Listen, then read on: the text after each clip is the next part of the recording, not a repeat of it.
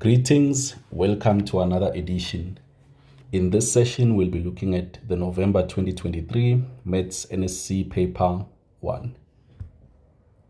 So let's jump straight into question 1 of this paper and have a look at exactly what they expect.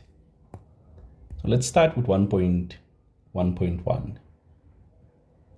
And what you should know is that typically 1.1.1 you should be able to do without the use of a calculator.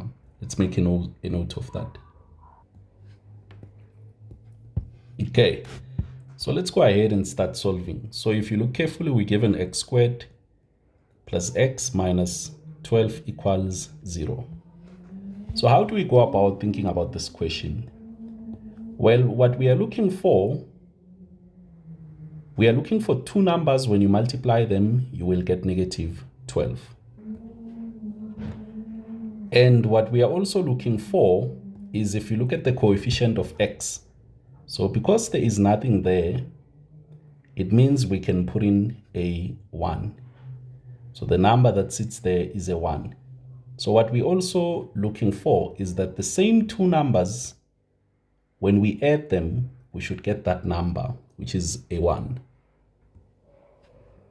Okay, so let's now start thinking of the possible solution for this. We're looking for two numbers. When we multiply them, we get negative 12.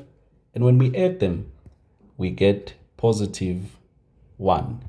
So I'm going to look at factors of negative 12 to help me to solve this problem. So factors of minus 12.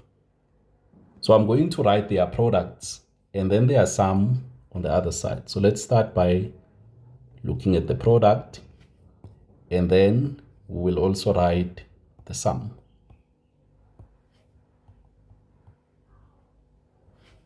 So let's give a few of them a shot. So for us to get negative 12, we can do negative 1 multiplied by positive 12. Or we can have negative 12 multiplied by positive 1. Or we can have negative 2 multiplied by positive 6. Or we can have negative 6 multiplied by positive 2. Or we can have negative 4 multiplied by positive 3. That will give us negative 12. Or we can have negative 3 multiplied by positive 4. So now I'm just going to add them to see, because these here, the product will obviously be negative 12, negative 12, negative 12, negative 12. Right. So let's now start doing our sum and see which one is correct in this combination, because remember, the numbers, they must add up to positive 1, which is the coefficient of x there. So when we add negative 1, let's go ahead. Where is our pink? So when we add negative 1 plus positive 12, you will see that we get positive 11. Then we have negative 12 plus positive 1, we'll get negative 11. Then we have negative 2 plus positive 6, we'll get positive 4. Then we have negative 6 plus positive 2, which will give us negative 4. Then we have negative 4 plus 3, which will give us negative 1. Then we have negative 3 plus 4. This will give us positive 1. So what does it mean? It means that the factors which we are looking for is the last combination. It is this combination here. It is this one. Because guess what? The product is negative 12 and the sum is positive 1. So this means that we can easily now factorize our expression. So we have x squared plus x minus 12 equals 0. So we will put in x and x. So what we found is that what we need actually is a negative 3, which is what I'm going to put there. So we need minus 3. Then what else we need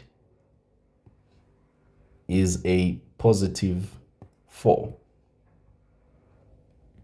So once we have a positive 4 there, these will multiply to 0, not to 0 to negative 12, but add up to negative 1. So once we have the brackets expanded like this, once this is factorized, we can equate the two brackets to 0.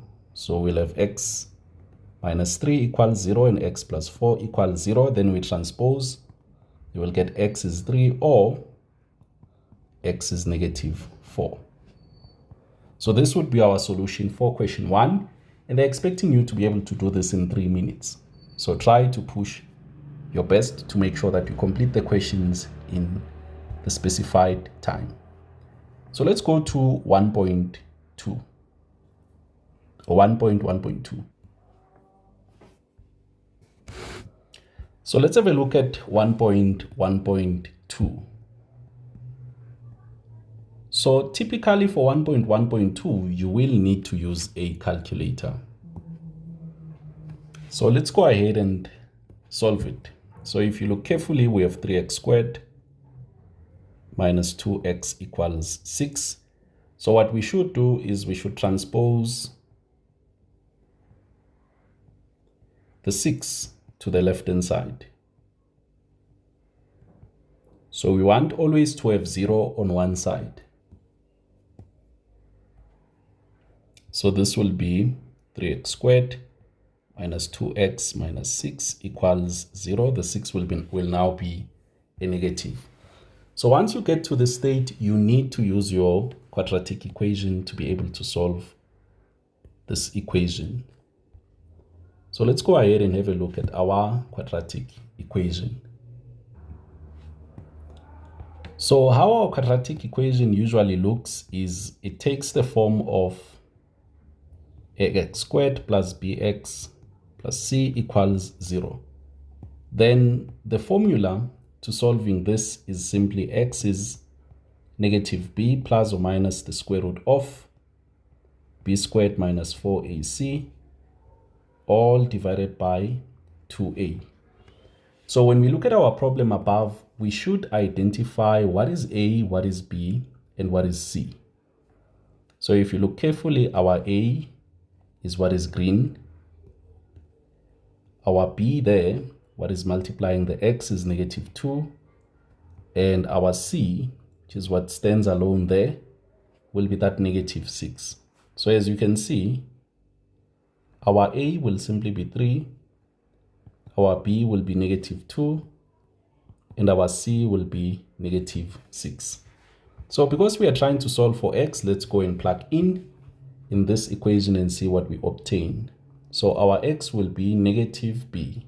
Our b is negative 2 plus or minus the square root of our negative 2 all squared, because it is b squared, minus 4 times a, which is 3, then multiplied by c. Our c is negative 6. And all of this should be divided by 2a. 2 times a, which is 3. So I can now go to my equation or our calculator and punch in these values because they are not so easy to work off on top of your head.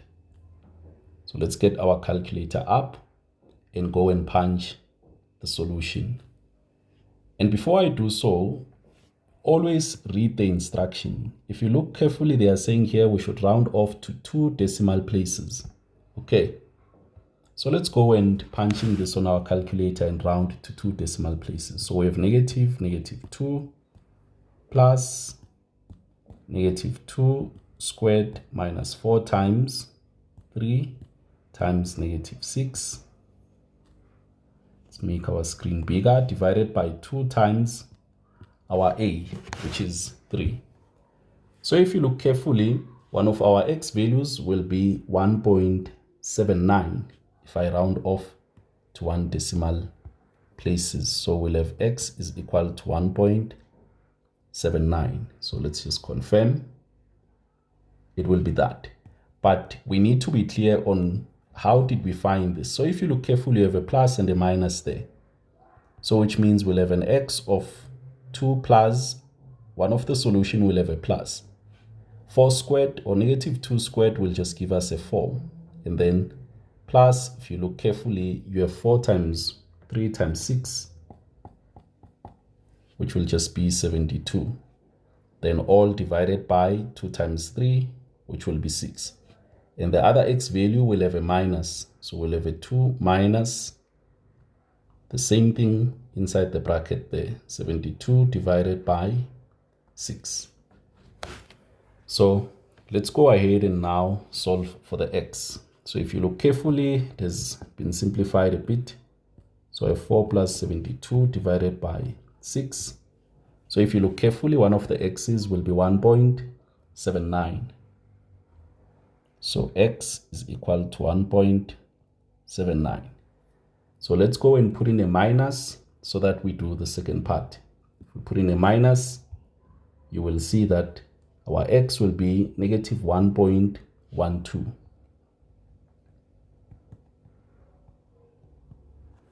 So these are the two x values which they were looking for, rounded to 2 decimal places. So let's go ahead and have a look at problem 1.3.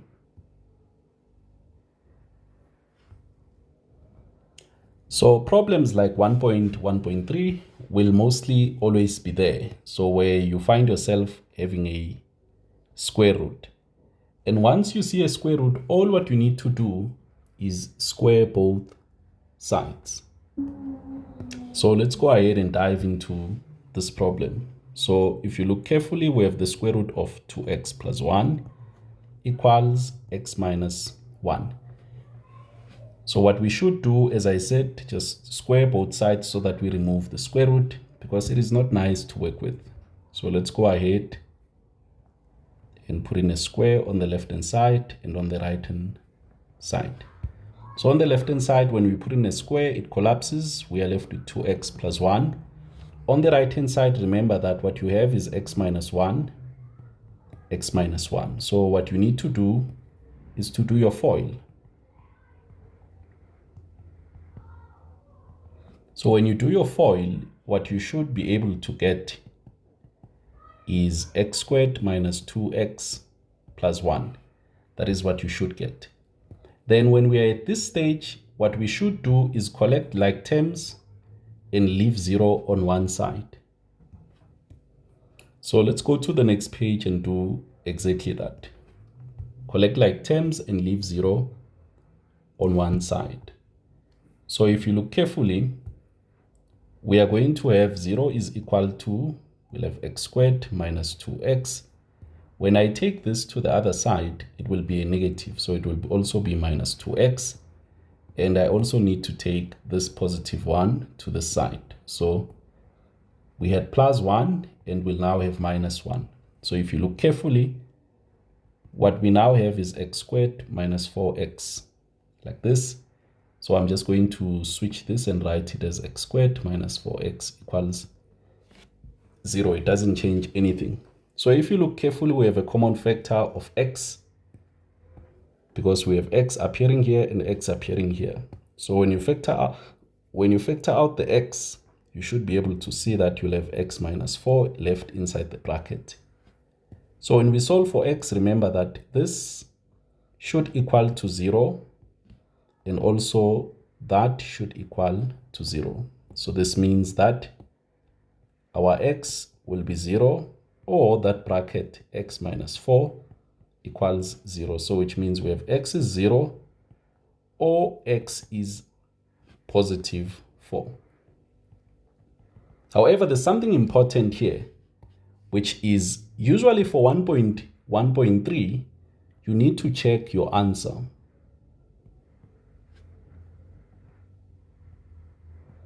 Because it is not all the time that both answers do work. Please make sure that for 1.1.3, you always do that.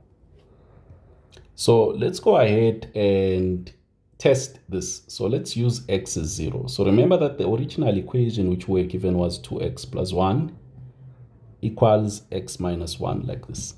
So let's go and try x is 0. So it means we're going to have the square root of 2 times 0 plus 1 equals, the other side will have 0 minus 1. So if you look carefully, we'll end up having a square root of 1, which is equal to -1. And we know that this is not true. This can't be true. So we'll just make a note and say not true. So let's go ahead and test the other one. Let's test x is 4 and see if it works. So for x is 4, we still have the same equation. So we'll have the square root of 2 times 4 minus 1, which on the other side should be 4 minus 1. So sorry, this is a plus inside here. So we have a square root of 4 times 2, that will be 8. 8 plus 1. Then the right hand side is saying this must be 3. So if you look carefully, we have square root of 9, which is equal to 3. And this we know that it is true.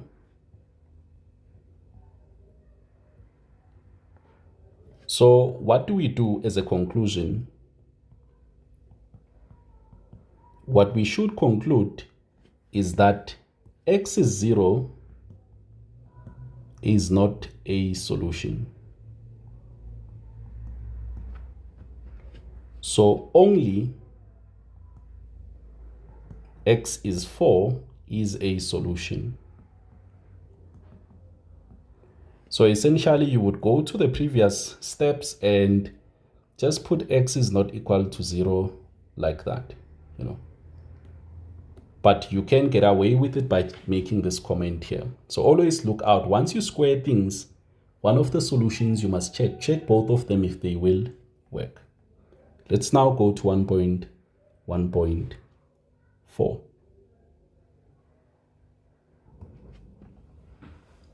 For 1.1.4, what we are looking at is inequalities. So let's zoom in and work on this question. So what you are looking at is inequalities. And there's a couple of ways which we can go about solving inequality problems. So I'm just going to say steps to follow when solving inequality problems.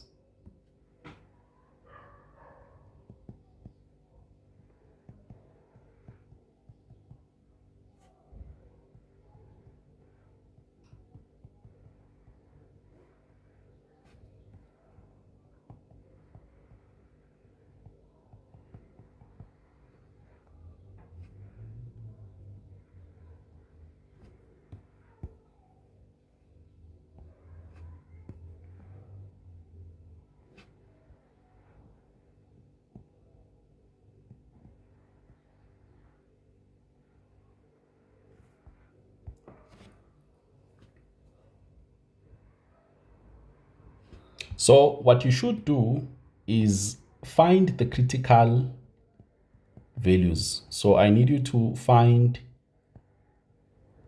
the critical values. How do you find the critical values? What you do is you replace the inequality sign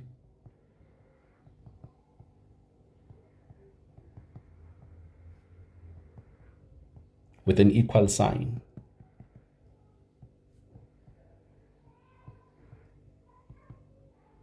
Okay, but what you should do is you should state clearly that you are finding the critical values. So the critical values, others just prefer to call them CV, like this. Make the brackets to be squared. So others would say they are finding the CVs, which are critical values. Then after finding our critical values, what we are going to do is we are going to plot them. Then plot the graph.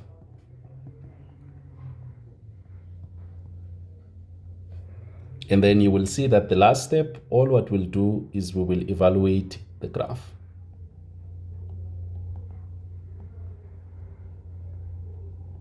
And in that evaluation, that's where we are going to find our solution. So let's go ahead and solve this one. So if you look carefully, they gave us x squared minus 3. This must be greater than 2x. So what I'm going to do is I'm going to replace this or find the CV. So I'm going to say, what I'm doing is I'm finding the critical values. which is CV. So what I'm going to do is I'm going to replace that inequality sign with an equal sign so that we have x squared minus 3 equals 2x. And this now looks like a typical question 1.1, which we know, so I'll just transpose. I'll have x squared minus 2x minus 3, because I need to take that to that side, equals 0. So I need two numbers. When I multiply them, they give me -3, and when I add them, they give me -2. So if you think of that carefully, it is -3 and +1. Okay, so I can now go ahead and solve by equating the two brackets to 0. Then you'll see that we have x is 3, or we have x is -1. Remember that these are critical values. Okay, so now that we have the critical values, we can go back and replace and work off the original expression. So we need to go back to the original expression. And if you look at that original expression, what it is x squared minus 3 greater than 2x. So I'll just transpose this so that I have x squared minus 2x minus 3. This should be greater than 0. So now that I have this and the CV values, I'm going to plot a graph. So on our graph, remember that the CV values here are essentially the x-intercepts. The CV values, they are the x-intercepts if you look carefully. If you think of it in graph terms, because the y is 0.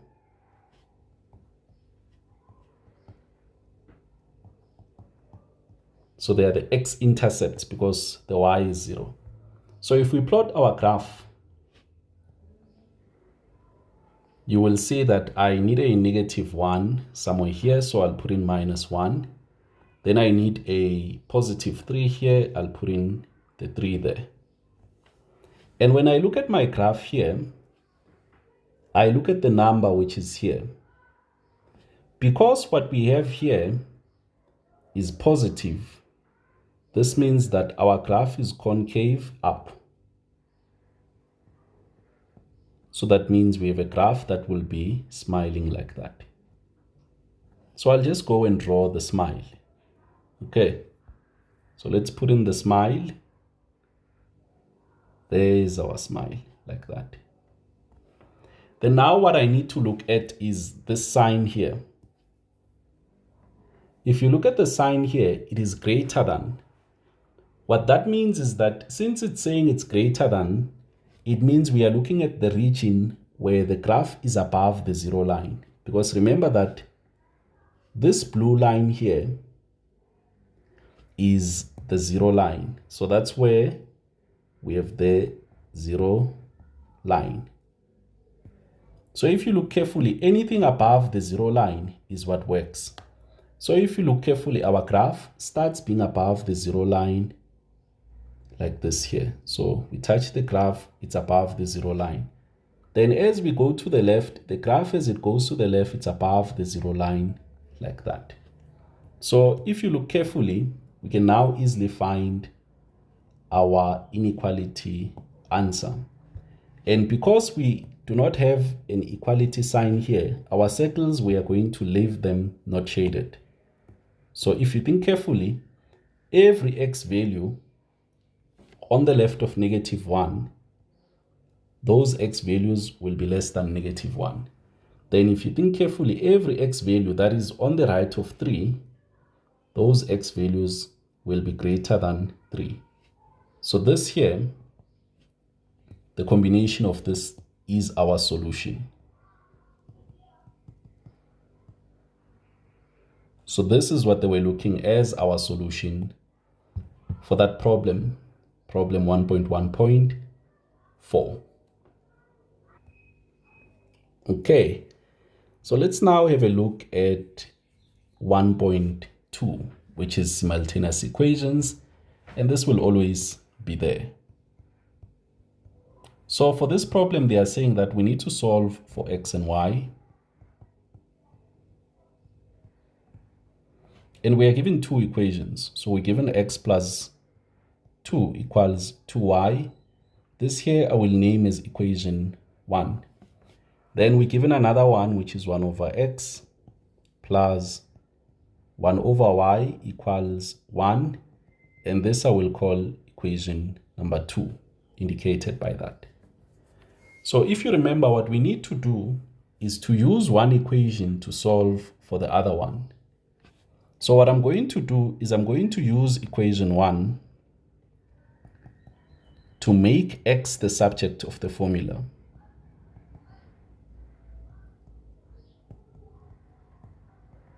So if you look carefully, what that will be, it will be x is equal to 2y minus 2. And this is still equation number 1. So now I want to take this equation 1, because remember what we are trying to achieve here is to be able to write one equation only in terms of one variable. So now that we have this written this way, I can now go and say, let's go and substitute 1 into equation 2. So if you look carefully, wherever we see x, we are going to replace it with 2y minus 2. So this means that we have 1 over, it was 1 over x then, so now it's going to be 2y minus 2 plus 1 over y, which will be equal to 1. And already here, you should be smiling, because you only now have the equation in terms of y.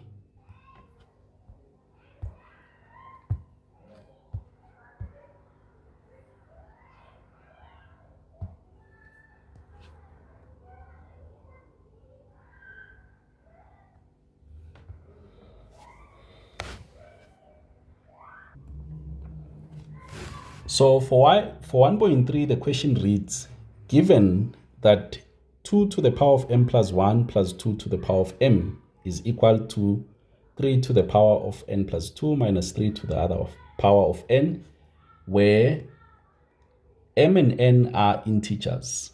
So what we are required to find is they need us to determine the value of m plus n. Interesting. So let's go ahead and see how we can actually find that. So 1.3, we have 2 to the m plus 1 plus 2 to the m equals 3 to the n plus 2 minus 3 to the n. So what we can see here is that we have a common factor if we break this into its partial, or if we break this expression into its fundamental form. So what I mean is that I need you to remember this here, that if I have a to the power of m plus n, this can be written as a m times a n. Okay. Then what I also need you to remember is that a to the power of m divided by a to the power of n is the same as a to the power of n minus, it would be m minus n, like that. So now let's break the right hand or the left hand side. So that should be 2 to the m times 2 to the 1 plus 2 to the m. Then we do it to the right hand side also. That will be 3 to the n times 3 to the 2 minus 3 to the n. So if you look carefully, we have a common factor, 3 to the n, 3 to the n on the right hand side. And if you look at the left hand side, 2 to the m, 2 to the m.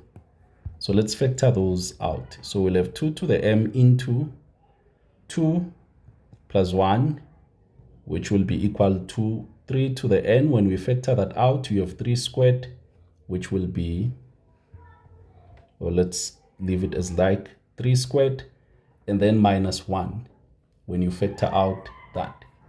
So let's go to the next page and simplify this and see what comes out of that. So if you look at what is inside there, 2 to the m, this will end up being a 3, equals 3 to the n. This here will simply be a 9 minus 1, which will end up being 8, like that. So we now have a case where you have a 3 on the other side and an 8 on the other side. And what we are trying to do is to figure out what is m plus n. That is what we hope to achieve. So let's think carefully of what should be done in this case. So if you look carefully, we still know that 8, for example, has a base of 2. So 8 is 2 to the 3. So what we can do is we can leave our expression as 2 to the m, 3 to the power of 1, and then 3 to the n, then 2 to the power of 3. And then let's collect the 2's together, and also let's collect the 3's together. So if you look carefully, for me to get the 2's together, I need to have 2 to the m. The other part I need to divide by it, 2 to the 3, so that it disappears on the other side. Then I'll have 3 to the n. This 3 to the 1 I need to divide by it, so that my expression just becomes 2 to the m minus 3. And then I'll have 3 to the n minus 1. So remember that n, these are integer values. They are not decimals or anything. So if you think carefully, getting integer values that will make the right hand side and the left hand side to be equal is not easy. So what you would rather do is, if we say that we know that these here, if we get an n value that will make this to be a 3 to the 0, we know that we can equally so get an m value that can make the left hand side to be equal to 1. So we can easily say, let this 2 to the m minus 3 be equal to 2 to the 0, which will be 1, which we can say even that part there can be equal to 3 to the 0, which is equal to 1, and it becomes n minus 1. So we know that the exponents, if the bases are the same, should always be equal, and the exponents should always be the same if the bases are equal. So we know that it is true that 2 to the 0 is the same as 3 to the 0. So therefore, what we are going to have is m minus 3 is equal to 0 and n minus 1 is equal to 0. So you'll see that we're getting m is 3 and n is 1. And what were they looking for? They were looking for m plus n, which means 3 plus 1, which will be 4. This is our answer.